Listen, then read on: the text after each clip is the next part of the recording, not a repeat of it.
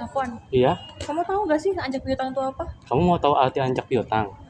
Jadi, anjak piutang atau istilah lainnya disebut factoring merupakan sebuah layanan keuangan di mana sebuah perusahaan menjual piutang dagangnya kepada pihak ketiga yang disebut faktor atau lembaga pembiayaan. Nah, hal ini bertujuan untuk membuat perusahaan bisa mendapatkan uang lebih cepat. Paham tidak? Nggak paham? Kamu bisa jelasin pakai bahasa bayi nggak? Nih, aku kasih ilustrasinya. Aduh, lagi butuh barang nih, tapi nggak punya apa-apa. Yaudah deh, beli aja ke perusahaan B. Perusahaan B, aku mau beli barang dong, soalnya perusahaan aku lagi butuh nih. Oke, mau beli barang apa? Tripod ada nggak? Tripod ada. Butuh berapa? Satu aja deh, Oke, boleh. beli ya. Iya, Berapa harganya? untuk ini kan premium ya, dari impor juga, jadi ya sekitar 500 juta. 500 juta. Oke deh, tapi aku bayarnya kredit ya. Ya udah boleh, tapi jatuh tempo bulan besok ya, 1 bulan aja. Oke deh, diusahakan. Gak punya fresh money lagi, butuh uang nih buat beli bahan baku. Oh iya kan masih punya piutang. Tagih aja deh ke perusahaan A. Perusahaan A, udah 1 bulan nih, mana uangnya? Aduh, ternyata perusahaan saya belum balik modal. Jadi saya Waduh. belum ada pemasukan. Terus gimana? Aku butuh uang nih buat beli bahan baku. Gimana ya? Ya udahlah, ya udah. Aduh, gimana ya buat nyari uang? Apa jual piutang aja ke perusahaan factoring? Ya udahlah, mau gimana lagi, nggak ada solusi. Factoring, aku butuh fresh money nih. Emang kenapa? Kamu punya utang? Iya, ada yang ngutang tuh ke aku perusahaan A 500 juta. Aku Aduh, nggak ada uang nih banyak buat beli banget bahan utangnya. baku. Ya udah, aku beli deh piutangnya. Nih, Oke. aku kasih sebagian dulu ya, tapi nanti sebagian lagi aku tagih dulu ke perusahaan A, baru aku kasih lagi ke kamu. Oke, terima kasih. Perusahaan A, kamu punya utang ya sama perusahaan B? Iya, soalnya waktu itu perusahaan aku belum ada pemasukan, jadi belum sempat bayar deh. Nah, kemarin itu perusahaan B udah ngejual piutangnya ke aku. Jadi mulai sekarang kamu kalau misalkan mau bayar utangnya ke perusahaan aku ya, perusahaan Ancak Piutang. Oh begitu ya, jadi mulai sekarang aku bukan lagi bayar ke perusahaan B, tapi ke perusahaan factoring. Betul, karena perusahaan aku sudah mengambil alih piutang dari perusahaan B. Seperti itu ya. Oh jadi gitu, Pang. Iya. Thank you ya. Nah guys, tadi kita udah lihat ilustrasi sederhana dari mekanisme perusahaan pembiayaan. Jadi di sini kita mau menyimpulkan dari ilustrasi tadi. Yang pertama, klien atau debitur itu menjual barang secara kredit kepada pelanggan.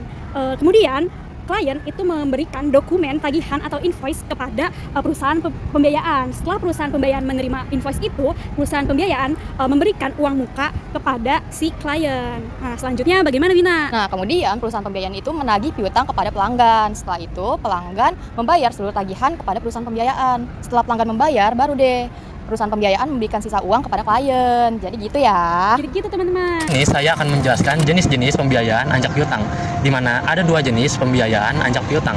Yang pertama, anjak piutang dengan pemberian jaminan dari penjual piutang, atau disebut juga factoring with recourse, di mana pembiayaan anjak piutang ini, klien atau debitur itu bertanggung jawab penuh atas resiko tidak tertagihnya piutang yang dijual dari perusahaan pembiayaan, baik secara setengah maupun keseluruhan.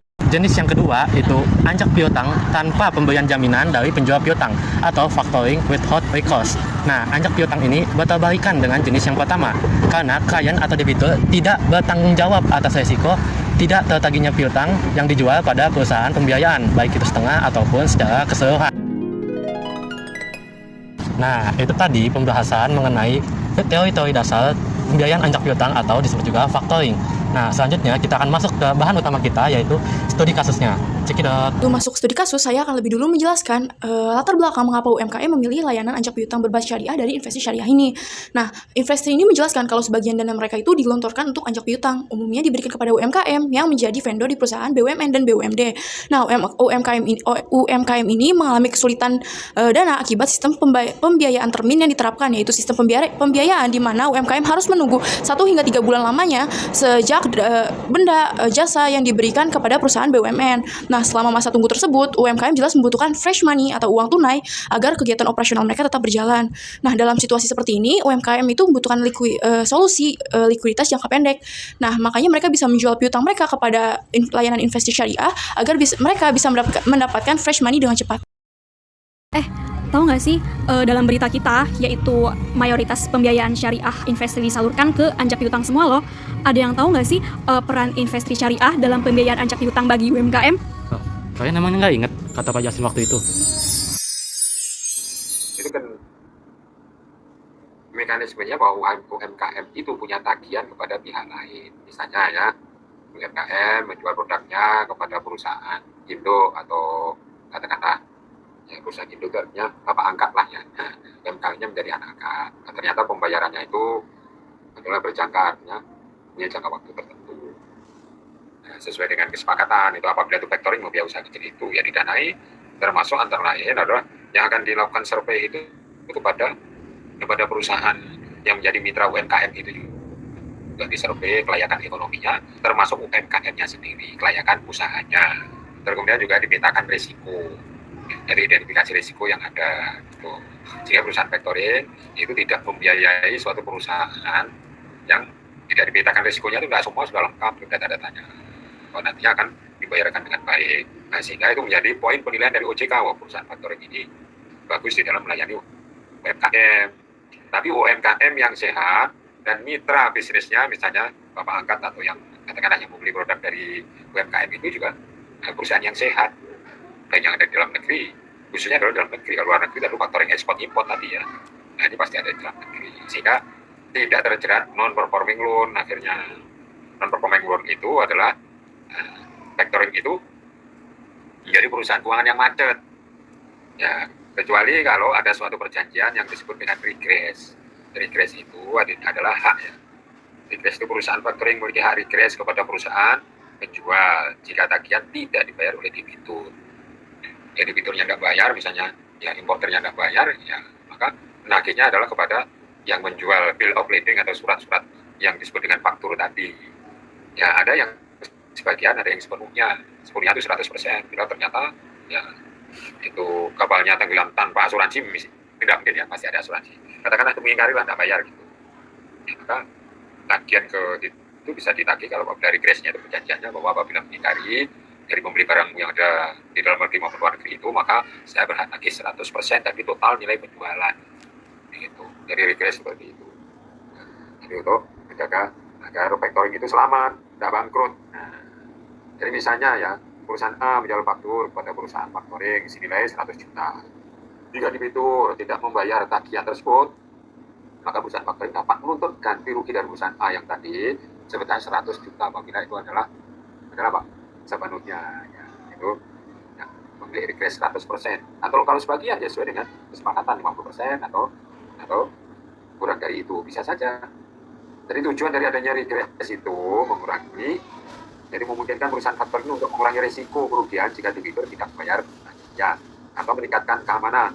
Nah, regress memberikan keamanan bagi perusahaan factoring untuk mendapatkan ganti rugi jika debitur tidak membayar tagihan. Itu apabila factoring kepada UMKM seperti itu. Ya, kita harus melalui suatu analisis ekonomi yang jeli, yang cermat, agar tidak saling merugikan. Akhirnya mendapatkan checklist dari OJK atas perusahaan UMKM itu, bisa saja juga perusahaan factoring. Maka penelitian awal yang harus dilakukan, survei, kajian atau analisis ekonomi, itu menjadi hal yang sangat penting bagi perusahaan anjak piutang seperti tadi ya. Baik itu industri syariah, bahkan industri konven, factoring, leasing, maupun modal ventura. Itu semua mengandung risiko, maka harus sangat teliti, harus sangat bijaksana berdasarkan pengalaman dan pengetahuan yang mereka miliki. Gitu. Jadi dapat disimpulkan kalau investasi syariah itu berperan sebagai platform fintech peer-to-peer lending yang menyediakan solusi pembiayaan invoice financing berbasis syariah bagi UMKM. Platform ini memudahkan UMKM untuk mendapatkan pembiayaan secara online dengan proses yang relatif cepat dan persyaratan yang transparan. Investasi syariah ini berperan sebagai perantara antara UMKM pemilik invoice dan investor, sehingga UMKM dapat memperoleh dana talangan atas tagihan yang belum dibayar oleh pemilik kerja, misalnya BUMN. Dengan skema syariah, investasi ini memastikan bahwa transaksi bebas dari unsur riba dan gharar, serta menggunakan akad-akad yang sesuai dengan prinsip muamalah Islam. Oh, jadi gitu. Tapi segmentasi dari UMKM-nya itu dan strategi mitigasi risiko kredit pada layanan factoring fintech itu ada apa aja sih? Nah, jadi layanan factoring berbasis fintech seperti investasi umumnya fokus pada UMKM yang memiliki invoice dari perusahaan besar, terutama tuh kayak BUMN, BUMD, atau korporasi ternama. Nah, karena risiko gagal bayar tuh lebih rendah pada segmen ini. Terus ada juga nih strategi mitigasi risiko kredit. Itu apa aja? Yang pertama itu kayak seleksi ketat terhadap invoice dan profil debitur. Lalu yang kedua, penggunaan teknologi untuk analisis kelayakan kredit dan monitoring pembayaran. Lalu ada diversifikasi portofolio pinjaman untuk mengurangi konsentrasi risiko. Terakhir, penguatan proses penagihan dan kerjasama dengan asuransi kredit jika diperlukan. Nah, dengan pendekatan ini nih, pembiayaan tetap aman dan berkelanjutan serta memberikan manfaat optimal bagi UMKM dan juga investor. Kalian tahu gak sih? Kan kabarnya investasi syariah ini udah dicabut izin usahanya dari Januari 2023 kemarin. Kira-kira alasannya apa ya? Ya, pencabutan usaha itu ya didasarkan atas analisis OJK bahwa dia tidak komplain pada aturan perundangan yang berlaku. Misalnya apa? Itulah ya, yang mestinya tidak harus mendanai atau tidak memberikan bantuan kepada seseorang yang dari background ekonominya itu tidak layak untuk didanai. Misalnya kan macet pasti kan. Ada analisis ekonomi, analisis risikonya tidak dilakukan dengan baik oleh investri itu. Nah, sehingga dari investri sendiri harus berhati-hati, harus menjaga kontinuitas usaha itu sehingga tidak mendapatkan punishment dari pengawas jasa keuangan itu, OJK ya, yang punya otoritas untuk menyetop dan menyatakan lanjut gitu. Jadi kalau sudah di blacklist itu sulit, kecuali mendirikan perusahaan baru lagi dengan susunan laporan keuangan yang bagus, dengan rekod kinerja bisnis yang bagus, yang baru lagi bisa. Memang harus tegas seperti itu. Dia tidak perform, bila tidak perform, ya, tidak hati-hati, tidak komplain terhadap aturan tentang apa itu, ya perusahaan jasa keuangan, nah, maka bisa di stop oleh OJK. Tuh. Jadi kalau tidak liar, nanti kasihan masyarakat. Ya, masyarakat apa bisa menjadi korban tipu, ya kan, oleh perusahaan jasa keuangan tersebut.